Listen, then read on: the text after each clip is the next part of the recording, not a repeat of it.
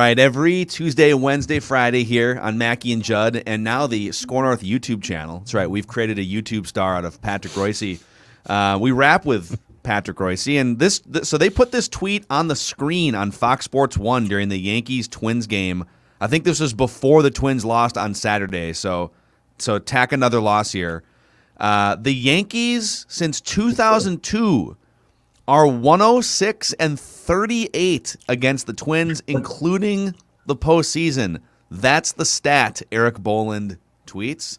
I saw that stat, and I can't for the life of me figure out how they won 38. Can you? That's what a lot of people were saying. I think they had 1 year where they went like 3-4 in the regular season. So they chunked them, but mathematically I can't find 38 wins either. So yeah, when Kelly had his awful teams, they'd go in there and win a couple every year. They never played them, but they in the postseason or anything when he was managing, but. They'd somehow their worst teams would go in there and win 2 out of 4 or something. But boy, when it started, this last weekend was a complete joke. So should we be suspicious of the Maeda injury? Also, the fact that they decided to shut him down, because he was now getting to that territory that. Every time he made a few starts, he'd get another million, and between innings and starts, I think he just hit his first incentive with not this last start, but the previous start. But if he would have stayed in the rotation to the end, he'd end up making an extra $8 million. Wait, are you accusing this Twins front office of maybe manipulating various service time and contractual things to their advantage? They do that, but it often does not turn out to be their advantage, as it's turned out with Buxton, right? Because he can't wait to get the hell out of here. To the point that I went. Now I'm sure they didn't. The Saints went on the road, right? They won't. There's no way they're going to send him on the road, right? Is there? Buxton? No. With the Saints. Yeah. So what is he going to do? Just sit here and take BP for 3 more days in the rain or something? Who knows? Who knows? Why isn't he in Fenway Park tonight playing center field? Good question. Why not? What do you say? There's a lot of questions, Pat. There's a lot of questions about the 2021 Twins. Yes, there are. And a lot. I'm more concerned on Kenta with potential Tommy John issues here. That's right around the where we see, hey, the guy, he's just going on the IL or the DL for a few weeks. Oh, hold on a second here. His arm. I think he got hooked the other day because he was so damn mad about the shifts. Then he was out in the mound fuming because of the 2 ground balls that went through the shortstop hole, and Wes had to come out and tell him, this is the way we play. You have to. He was so mad at that first ground ball that went through the perfect double play ball that went through the shortstop hole, and we didn't have anybody within 25 feet of it. Mm-hmm. I feel like that didn't get the proper attention, Pat, because I think Phil in his game story mentioned it briefly, but I read that and I stopped and read it like 3 times. I'm like, hold on a second. This is a schism. Schism. Yeah. He was. I was just watching it saying, He is mad because he got the guy to hit the ground ball and there's nobody home. That happens all the time, but I don't know. I think if he's healthy, I think he'll get traded this offseason. Because cheap. Whoever takes him, he's getting a good pitcher cheap. I tweeted this yesterday, and I love to bring my Twitter takes to the show here. I test them on Twitter, bring them on the show. And I said, and so we have every Monday we do statements, and Declan gave a raving review of Joey Ryan's first, he looked great. And this is no shot at Declan's amazing scouting report, but I don't care about anything Twins related. After I look at that Yankee stat, it's like, what? None of this matters until you walk into that stadium and don't, piss down your leg. So I'm sort of at the point with this franchise where it's like, what's the point of anything? Phil, if Charlie Barnes is starting a game for your Buffalo team in the playoffs when you played town team ball, you would have been pessimistic. They're bringing this guy who's got no chance in God's green earth to get get out of the first inning against these guys. They let him in to take a beating. He had no chance with that slop. 88. I said yesterday to Suits, he could hit you right between the forehead and you'd say, gee, I think I got stung by a wasp. What happened here? I don't know, I mean, you can't do that. You can't put a guy like that on the mound. Yeah, but Pat, they put Brian Dunsing on the mound in Yankee Stadium in a playoff game. They put Randy Dobnak on the mound in a playoff game. Just go to Dobnak. You can stop right there. Yes, the Dobber, that's bad enough. Yes, they did all that, but Brian Dunsing had cojones. He did. He had cojones. He was going to give it his best. He's one of my all-time favorites because of his self-deprecation. He thought he was a terrible pitcher. Yes, he did. And he would, every time, when he'd get on one of his rolls and he was good, he'd say, I don't know what's going on. I don't know how this stuff, how this stuff works. There was a game, I think it was like he had a good breaking ball, this guy does. One of these crappy 2012-11 seasons where the Twins were losing 90 games but they had a nice. Brian Dunsing was a starter, and I can't remember because he had a complete game in there at one point, middle of the summer. But then he had a 7-inning gem where he allowed no runs, and it was one of the best starts of his career. And after the game, all of us beat writers are gathered around, like, Brian, what a great start. Talk about your start, whatever. And he said, yeah, I mean, I don't feel like I really have good stuff, and so. I'm just as surprised as anyone else that I could go out there. He goes, and but my philosophy is even the best hitters are still going to probably just get themselves out 6 or 7 times out of 10. So if I just throw it over, they're probably going to hit a ground ball. All right. What a great guy. He was. I was looking up with the Orioles having lost 18 in a row here. I was looking up Twins' longest losing streaks, and I think it's 15 or 16, but I'd forgotten that 2016 team, they lost 14 in a row, but they also lost 11 in a row and 9 in a row. Man alive, was that team terrible. And that came off a year where they almost, where they were over 500. That was just, I'd forgotten how unbelievably god awful they are. Were that year, but this team does not challenge that. But right now, how many they got left? 40. They got 40 left, maybe? Somewhere in that ballpark. Yeah. I don't think doesn't they'll matter. win 12 with this pitchers they're running out there. I don't care who they're playing. I don't think they're going to win 12. I think they probably can't lose 100, but I wouldn't bet against them.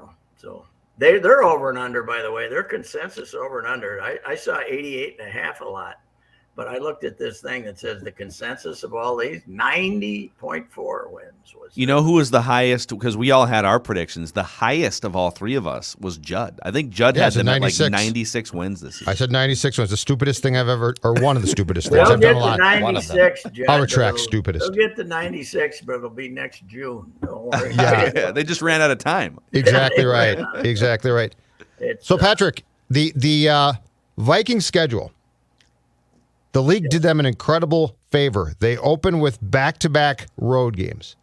Because if they open with back-to-back home games, and opening day was at U.S. Bank Stadium and Kirk went 3 and out a couple times, I think the panic would be full on at that point. I guess I knew it was going to be a little bit hostile, but it's unbelievable. If you put anything out there on Twitter, or you look at the comments on any story about him or something, people are just killing him. And as I've said here before, all these non-vaxxers are ripping him for not being vaccinated.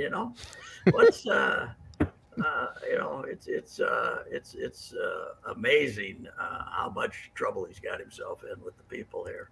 Would you guys pay 50? Money. A lot of it's money. We have this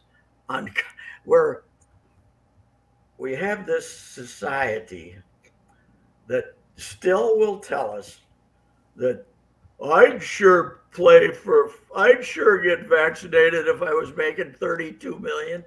And the guy, he's, nothing wrong with it, but he's driving a lunch truck or something. We're not going to pay you $32 million to drive a lunch truck, you moron. Stop saying this. Stop commenting about what you do for $32 million. Why in God's name would anybody give you that much money when you don't have a talent beyond working? Just working for a living, 8 hours stuff. People have been, this jealousy of what athletes make and other people make is just. Yeah, I think people, because we get that a lot with Kirk. Like, you're just envious that he makes $32 million. Like, well, first of all, yes, I would love to make $32 million. But secondly, no, this is about a salary cap and strategy. How do you use money within your salary cap? That's what the conversation is. By the way, would you guys pay $50 to watch Kirk debate the epidemiologist they brought in yesterday for 30 minutes?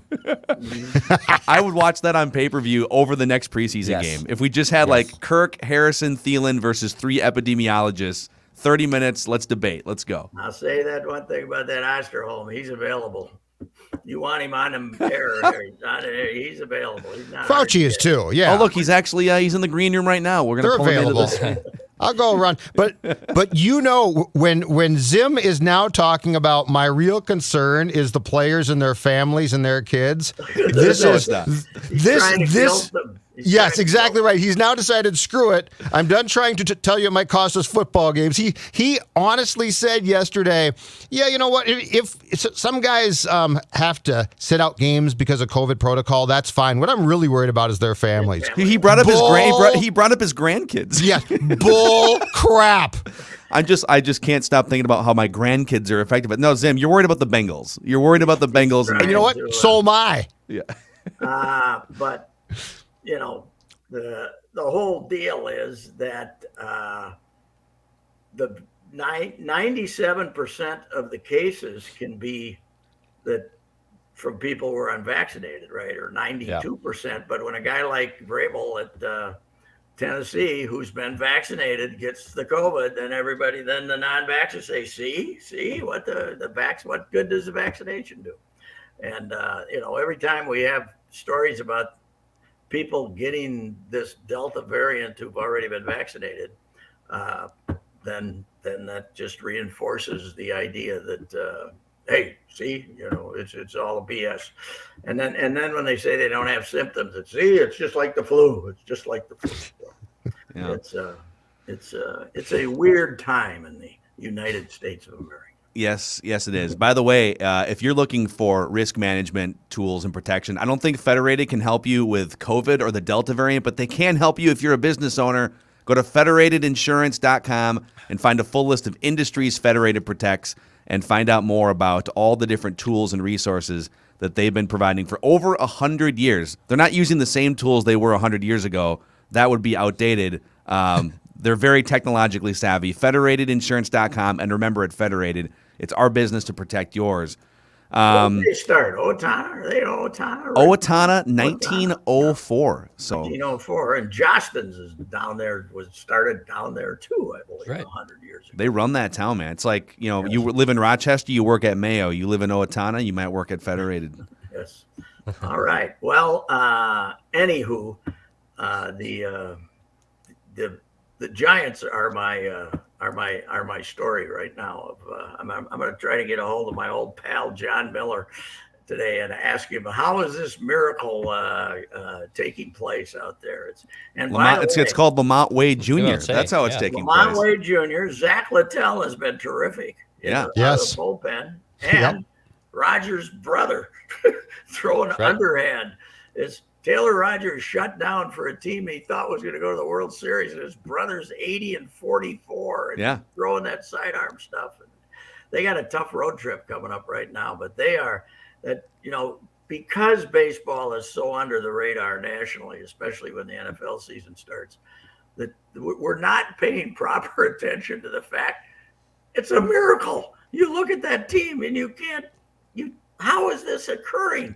Darren Ruff is coming up, and they got about 12 different guys who got 15 home runs, including Lamont Wade. And Gabe Kapler in Philadelphia was a certified bum and idiot.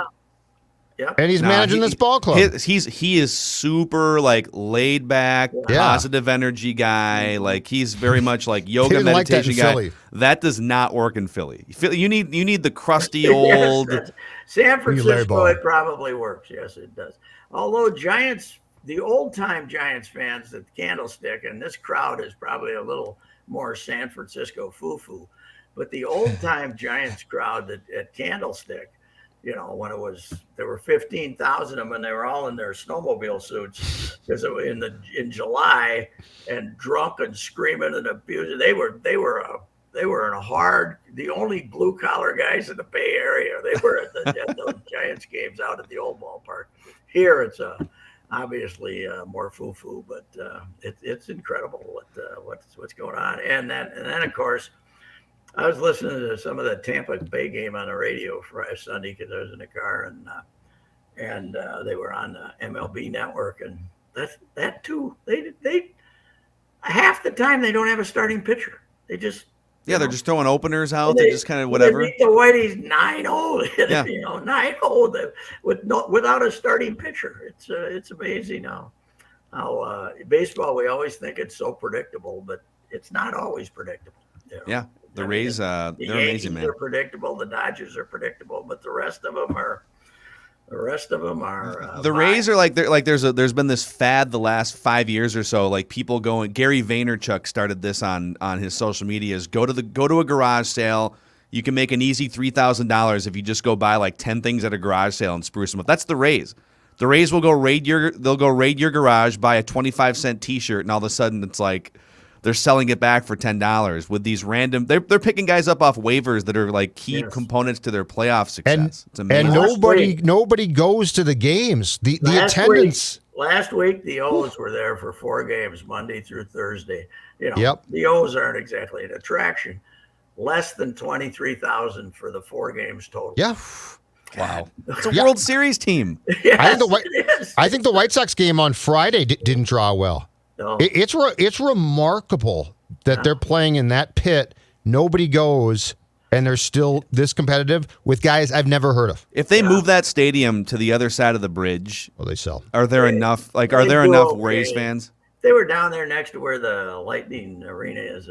That Vinny, he's their one chance to come up with a solution here. But they've stuck there till 26. They won't let them out. They won't let them out of the lease. They need a guy like the city manager of Glendale who's throwing the Coyotes out of the. Yeah. They got to stop paying their rent like the Coyotes do, and maybe they'll get evicted from the. When are the Coyotes, Patrick, going to finally learn Arizona doesn't want them? We've been going through this forever with their arena problems, and it's like, okay, here's the deal: they don't want you there. Leave. You need to go somewhere else. Of course, the Canadians are all fired up because they think they can get them back to Quebec, but they're not going back there. They're going to Kansas City or someplace like that, don't you think? Kansas City isn't a great market, but they don't have a winter sports team, and they got a decent arena. And they got an arena. That wouldn't be a bad place to go. Yeah. All right, Pat. We'll catch you tomorrow. Good stuff. Yep. All right, that's Rapping with Reusse here on Mackey and Judd.